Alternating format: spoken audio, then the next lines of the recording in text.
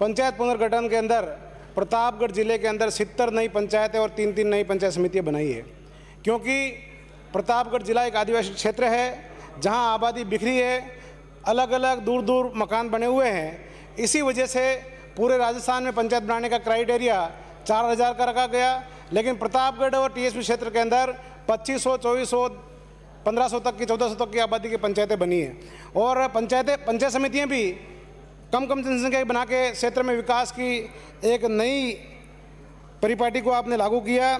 मैं माननीय मंत्री जी का ध्यान पहले भी माननीय मंत्री जी को अवगत कराया और अभी कह रहा हूँ कि 70 पंचायतों के पंचायत भवन के लिए और तीनों पंचायत समितियों के लिए भवन निर्माण के लिए राज्य मद से राशि आवंटित करें, क्योंकि पंचायतें छोटी है और बिखरी आबादी है, तो 5-5, 6-6 लाख रुपए पंचायतों की किस्तें आती है, जिससे भवन निर्माण नहीं हो पाता है। और केंद्र सरकार की उदासीनता की वजह से मटेरियल का पैसा काफ़ी समय से 1.5 साल से आता नहीं है नरेगा में, उसकी वजह से नरेगा में भी कोई लोग भवन बनाने के लिए तैयार नहीं है। इसलिए माननीय मंत्री महोदय से निवेदन है 70 पंचायतों और तीनों पंचायत समितियों के भवन बनाने के लिए राशि आवंटन करने की कृपा करावें। आज जल जीवन मिशन जो है वो जल जीवन मिशन की योजना भी काम पूरा होने के देने के बाद में पंचायतों को सुपुर्द करने की बात की जा रही है और सुपुर्द की जा रही है। लेकिन माननीय मंत्री महोदय, जब पंचायत के पास एक तो राशि कम आती है और आज तो स्थिति ये बन गई कि जो केंद्र से और जो पैसा आता है साल भर से पैसा आया नहीं है, तो ऐसी स्थिति के अंदर एक तरफ कोविड सहायक का भुगतान करना पड़ता है, एक तरफ पंचायत सहायक का भुगतान करना पड़ता है, और उसके बाद में जल जीवन मिशन की योजना चालू करने की जिम्मेदारी भी अगर पंचायतों को दे दी जाएगी तो पंचायत का विकास बिल्कुल ठप हो जाएगा। इसलिए जल जीवन मिशन के जो काम है ये पूरी जिम्मेदारी जलदाय विभाग को दी जाए। माननीय सभापति महोदय, आज भी ग्रामीण क्षेत्र में टीएसपी क्षेत्र के अंदर सरकार की इतनी कई सारी महत्वपूर्ण योजनाएं होती, जन कल्याणकारी योजनाएं होती, जिनका सदुपयोग, जिनका ध्यान, जिनका लाभ ग्रामीण क्षेत्र की जनता को सुदूर क्षेत्र में नहीं हो पाता है। तो इसलिए मैं माननीय मंत्री जी से निवेदन करना चाहूँगा कि वार्ड वाइज 1 या 2 10वीं 12वीं पढ़े लिखे लड़कों को जो मोबाइल चला सकते हो उनको मनोनीत करें और 5000, 6000 या 10,000 तक की उनको तनख्वाह देके सरकार की जन कल्याणकारी योजनाओं को आम जनता कैसे पहुँचे उसकी सुविधा की जाए। माननीय सभापति महोदय, एलडीसी भर्ती 2013 काफ़ी समय से चल रही है और माननीय मंत्री जी ने आश्वस्त भी किया सदन को कि बहुत जल्दी भर्ती होगी। निश्चित रूप से अगर एलडीसी भर्ती हो जाएगी तो जो पंचायत पुनर्गठन में जो नई पंचायतें बनी, पंचायत समितियाँ बनी है, तो स्टाफ की जो कमी है वो भी दूर होगी। और जहाँ सचिव नहीं है वहाँ एलडीसीओं को चार्ज दिया जाए ताकि विकास में रोड़े नहीं अटके। सरपंचों ने ज्ञापन दिया है, मुझे भी ज्ञापन दिया और सारे मान्य सदस्यों को ज्ञापन दिया है, उनकी जो वाजिब मांगे हैं उनको पूरा किया जाए। सरपंच का, प्रधान का और जिला प्रमुख का मानदेय बढ़ाया जाए। और प्रतापगढ़ जिला नवीन जिला बना था, उसके बाद से जिला प्रमुख का आवास नहीं है तो जिला प्रमुख का आवास भी बनाया जाए।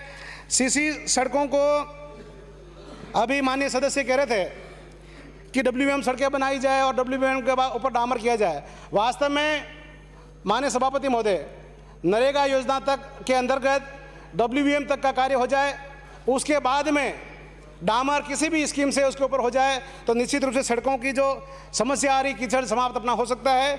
और मैं तो माननीय मंत्री जी से ये भी निवेदन करना चाह रहा हूँ, जब सीसी रोड पंचायत कर सकती है तो डामर पंचायत क्यों नहीं कर सकती है? क्वालिटी कंट्रोल के लिए भी सारी व्यवस्थाएं हो गई, तो निश्चित रूप से डब्ल्यूबीएम तक के कार्य 2 मिनट में समाप्त कर दें। डब्ल्यूबीएम तक के कार्य नरेगा के अंदर हो जाए, बाकी कार्य एसएफसी एफएफसी से डामर हो जाए या फिर किसी अन्य स्कीम से एमएलए मद से हो जाए या सांसद मद से हो जाए तो निश्चित रूप से क्षेत्र का विकास होगा। आज जिला परिषद के एक्शन को सिर्फ 50 लाख का पावर है, जबकि वही पावर उसी एक्शन को पावर पीडब्ल्यूडी के अंतर्गत 2 करोड़ का है, जल संसाधन विभाग के अंदर, अन्य विभाग के अंदर 2 करोड़ का है। तो निश्चित रूप से आईएन का पावर 15 लाख से बढ़ाकर 50 लाख कर दिया जाए और एक्शन जिला परिषद का पावर 50 लाख से बढ़ाकर 2 करोड़ कर दिया जाए।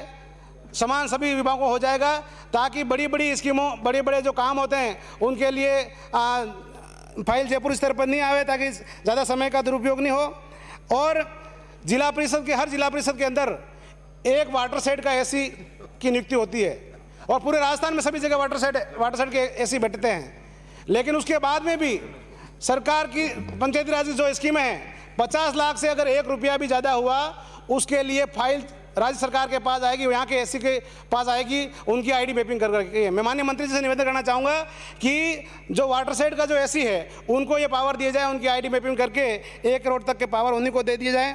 आज कुएँ जो खुद रहे हैं, व्यक्तिगत कुएँ नरेगा में अनुमत हैं, लेकिन सार्वजनिक कुएँ नरेगा में अनुमत नहीं हैं। मैं माननीय मंत्री जी से निवेदन करना चाहूँगा कि नरेगा के अंदर सार्वजनिक कुएँ भी अनुमत किए जाएं ताकि पेयजल की समस्या का निदान हो सके। दूसरा, नरेगा के अंदर जो कुएँ खुदते हैं उसमें ब्लास्टिंग की जो रेट है वो सॉफ्टवेयर के अंदर नहीं दर्शाई गई है, उसको भी दर्शाया जाए। माननीय सभापति महोदय, आज अपन बात करते हैं क्वालिटी की, थैंक यू, लेकिन ग्रामीण क्षेत्र की सीसी रोड बनते हैं, उनके एस्टीमेट के अंदर 4 इंच का पीसीसी और 4 इंच की सीसी ले रखी है।